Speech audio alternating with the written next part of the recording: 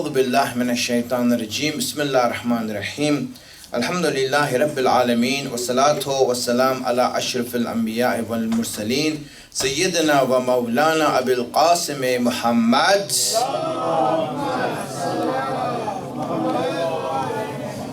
وعلى آله الطيبين الطاهرين المعصومين سيما بقية الله الأعظم روحي وأرواح العالمين له الفداء رب اشرح لي صدري ويسر لي أمري واحلل عقدة من لساني يفقهوا قولي.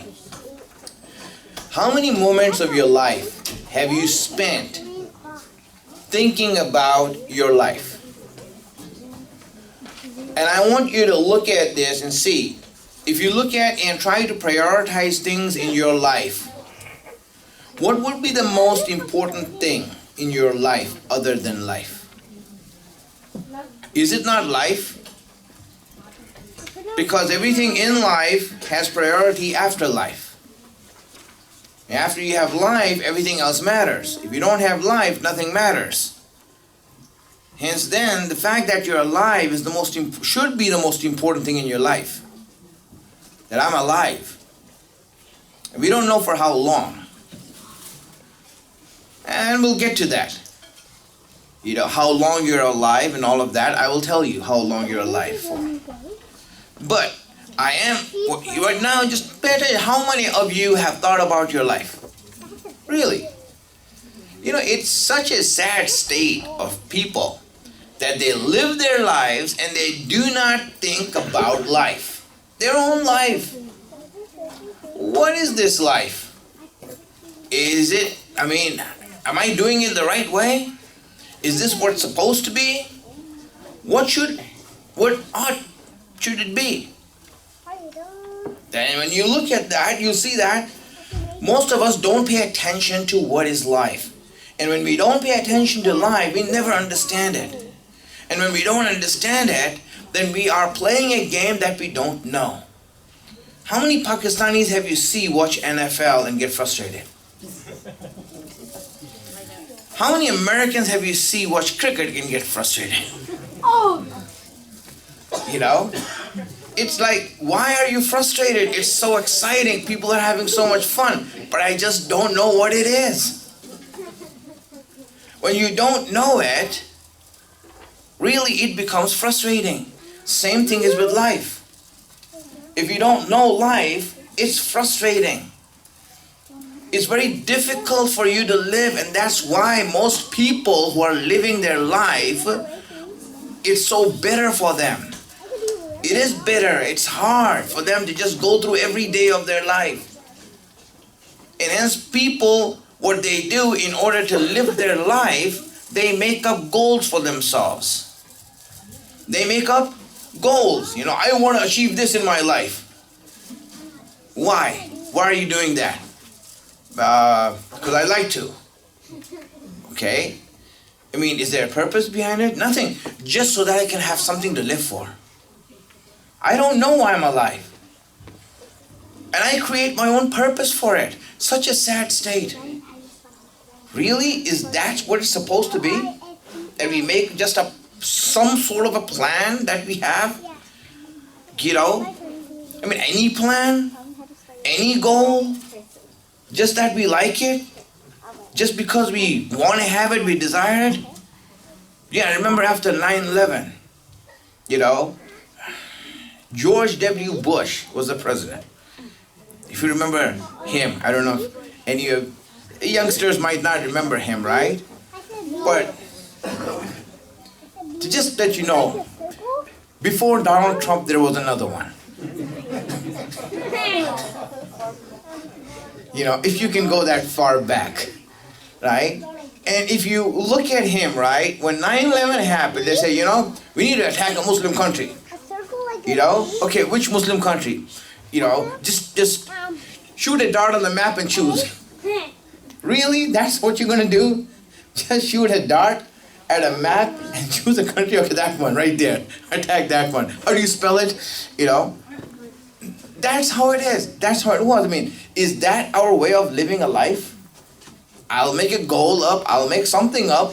And you know what? Why? Because if I don't, what am I living for? This is the result of not knowing what life is. It is such a sad state. Many of us are living like that. Many of us do live our life like that, that we just make up goals for ourselves, or the society makes up goals. You know, until the age of 18, education, 24, education. After that, you need to get settled down and get married and have children, grow old, have 2 heart attacks until you die. You know, I mean, when you look at life, that's what it is. And when someone has a stroke or a heart attack, man, I had my first one, you know. I'm waiting for the second one to come before I really go. I mean, really, this is a sad situation. Who made these goals for us? Society set them for us, and we think that that's how life is. And we all live for that. We live towards that without understanding that really, have I ever thought about this? What is this life for? What is this life in the first place? And this really is where we need to start paying attention. And that's what we are talking about in this month. To understand what is life. And I'm not just going to give some indoctrination to you all and say, hey, this is life, whether you like it or not. No, it has nothing to do with teachings. Really, what it has to do is with your own self. So before I tell you what life is, or attempt to do that, I'm going to just ask you, what do you think life should be? I just want you to understand. Just try to think about it. What should life be like? You know, and you might have some image in your mind, thinking about a beach, sand, blue waters, you know, canopy, barbecue, on the beach. No homework. No homework, there you go.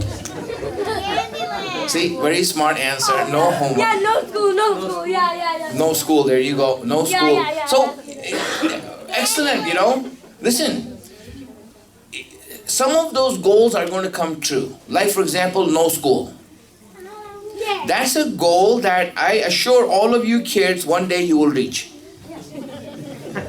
Yes. I guarantee that you will reach the goal of having no school. I hope I do. Yes, you will do. It's not a matter of hope, it's just a matter of time. Right? And you all will reach that goal. Trust me, my friends. Everyone trust me. So true. Some of these goals we will reach. But tell me, when you reach those goals, will that make you happy? Look at the faces of every adult over here and you will see why not. No. You know, what happened? I wish I was a kid again. No. It was so much fun then. Right? It was so much fun then. Wow, look at this. What happened? I thought that was your goal. Not to go to school, not to do this. What happened to you now? See, again, sometimes we make these goals up. When we do make these goals up, what happens? What happens is that it's only the reason that we make them up is because we don't know what life is. I'm just asking one simple question. What should life be? And you have certain images in your mind. But let me try to define it today. What should it be? Not what it is. What should it be? And if you want to agree with me, you can agree with me. If you want to agree with me, you all can agree with me. So, okay, here's the thing, right? So, just as a side note here, it's not a part of the speech, just an announcement on behalf of this. We try to start the speech at about 8:50. Alright? So for those guys and people who want to go out after the iftar and sit in the car and have a coffee or something, you know, just to let you know that 8:50 we start the speech, you can come back by that time. Right? So we don't have to go out, you know, because I know some of the elders are going out and looking for people in the parking lot, you know. No need for doing that. Alright, 8:50 is the time we aim for that, and hopefully, you know, you all can be back here without anyone having to go out and look for kids.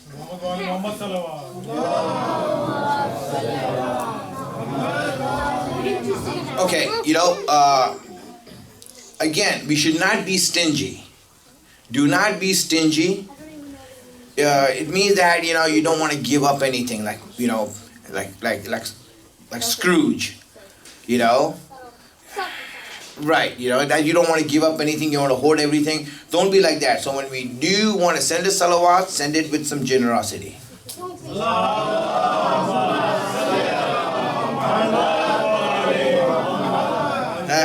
There you go, that's more like it, Okay, so what should life be? That's what I'm saying. I want you to understand this because I'm trying to make complicated issues simple so that it could, that you can start thinking about it. What should life be? I'm going to define it. You can agree with me, you don't have to agree with me, it's fine, right? But I just wrote down a few points that could, you can say that, wow, yeah, true, that should, what should life be? And so, number one, whatever life is, life should be such that when we understand it, when we get to know it, it makes us happy. Should life make you happy? Is that something that everyone can agree on, that yes, I want to be happy with life? Or has anyone said, no, I want misery? No, I want misery, 100% misery. That's what I want. And so now what happens is this. How is it? I mean, really, just look at it. When we define life, and when Allah is defining life, you can disagree with Allah, but tell me, when it is being defined, do you think that a part of the definition should be that Allah, when it should be such that when it is given to me, I should light up with happiness, with a smile, and say, yes, that is life. That is life. I love it. Should that be a part of the definition of life? No. Truly understand. I'm just trying to give this idea to you so you know this, right? Number one point. Second point. Second point is that when you define life, should life be such that when I understand it and when I get it, when it's defined for me, that I should thank the one who gave it to me?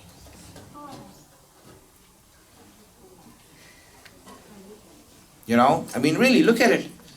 Life is so great and so beautiful that when I got it, I should be thanking the one who gave it. Said, thank you for this. Thank you for this. This is, look at it. Should life be like that? Now, I'm going to come to the say that why isn't it? Right? I'm not talking about what it is right now. For a lot of us, it's miserable. It's misery that we're going through, but why is it not? We will discuss all of that later, but right now, hypothetically speaking, I'm putting it out there for you all to think about. What is about life? It should make us happy. It should make us give thanks to the one who gave it to us. It should be such that when we get it, we don't want to leave it. Third point, I don't want to leave it. It's too good to leave. I don't want to leave it. Is it? Really, understand it. Do you like life to be like that? Do you really like it to be like that? What if I told you that it is?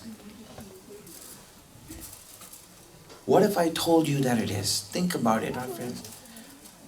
I'm not saying anything today. I'm just giving you ideas that you can think about and agree with, so that we understand what life is. What life is, I'm going to explain later. But right now, just what should it be? And if you agree with me, then we can go forward. Send the salawats.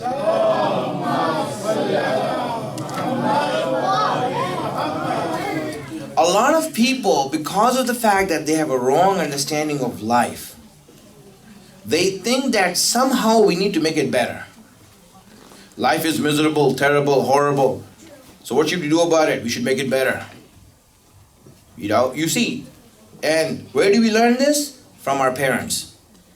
They're the first ones to instill these ideas in our mind. If you don't work hard and study, you'll end up working in McDonald's.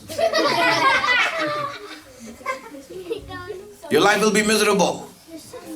So, what does that mean? That if I study hard, that my life will become better? In other words, it's not good now. It's not good. I need to make it better. What Allah gave me is terrible. I need to do a lot of work to get out of this mess that Allah put me in. What is it that we are trying to teach? Think about it, the wrong messages we give to our own self and our children. When we do that, because we think that life is miserable and the only way to make it happy or the only way to make it better is if you do something to get out of this hole that you have been put in by whoever gave you this life, which is Allah, in other words. And this is the thing that happens.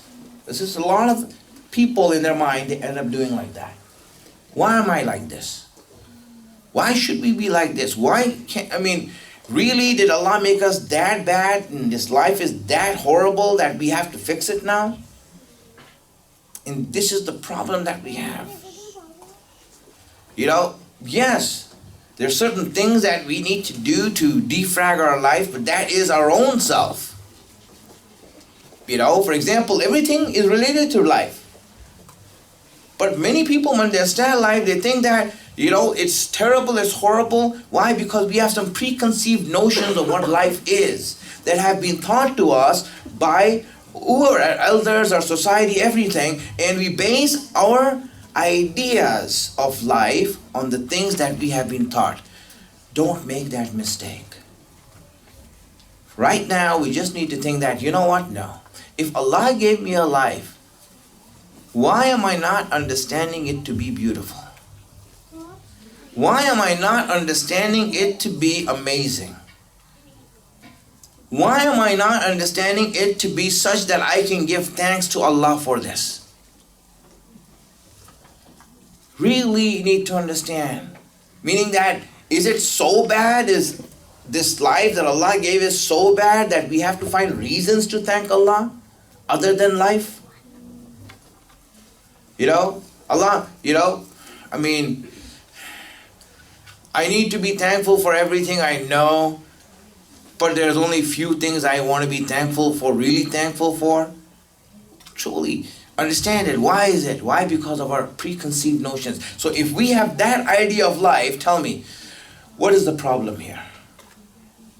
What is the problem here? The problem obviously is that when we look at life, we are never going to be happy. Because we already have a bad idea of what life is. And now we need to do something to make it happy. We need money. If I don't have money, I will be unhappy. If I don't have this, if I don't have that, and all these things that we start to make up. So again, life, understanding it correctly is what's going to make our life better and excited. Because when you look at life itself, it is the most beautiful thing ever. It is the most amazing thing ever. And we just need to understand what it is. I will define it later as to what life is. But just I want to make you think about it so that when we reach there, you can say that, yes, this is what it means. Wow, this is what it means. Now let me just go back and give an example or two from history. And inshallah, you will understand it better. Send the salawats.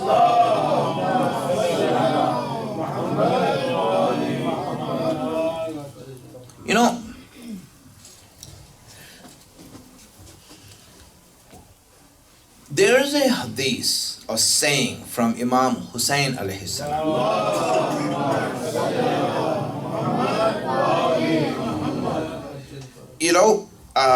Where he had said that I do not see inni la ara al-maut illa sa'ada. I do not see death but that it is happiness. And life with an oppressor is nothing but a disgrace. To me, death is happiness. In life, as opposed to living with an oppressor, under an unjust system, it is a disgrace for me. It is disrespectful. In other words, Imam Hussein regarded life so precious, so honorable, that he refused to live it and disrespect life, dishonor life by living it under an oppressor. Living under an oppressor is disrespecting your life, dishonoring your life. And he refused. He says, I will not tolerate 1 minute like this. I can't tolerate a minute like this. Why? Because I feel that I'm disrespecting life, dishonoring it. And see how much importance Imam Hussein attached to life. It's precious. It is precious. It is a gift. It's beautiful. It cannot be perverted. It cannot be made dirty. You can't make it dirty. And how much respect he gave to it. This itself for us is meant to say that, what am I doing? Just living my life without knowing what it is. And that's why we are trying to learn what is life. What is life, so that we can truly and truly appreciate it and love it and respect it the way that Ahlul Bayt have respected it. And inshallah, that's where we want to get to. And hopefully in these days, as Allah gives us the tawfiq, and we ask Allah subhanahu wa ta'ala that in these days of this month, that He gives us the tawfiq and the blessing to learn His religion and to enlighten us with the knowledge of His deen. Allah, we ask you that whatever obstacles we have in our worship, in our learning, in our life that is blocking us from viewing what is right from wrong, Allah, help us to remove those obstacles. Allah, we ask you in this month and in this nights that we are living through, the nights in which you have said that our breathing is worship and our sleep is worship. Allah, we ask you that heighten our ibadat and heighten our worship. Allah, give our hearts the strength, the life that is needed to come close to Ahlul Bayt. Allah, we ask you to hasten the reappearance of our Imam. Allah, we ask you that every mu'min and mu'minah who's here, man and woman, everyone who's here, whatever difficulties that they're going through, whatever loans that they have on their head that they have to pay off, Allah, help them in this month to pay them off. Allah, we ask you that whatever sickness and illness mu'mineen are going through here and elsewhere, that you help them to overcome that sickness.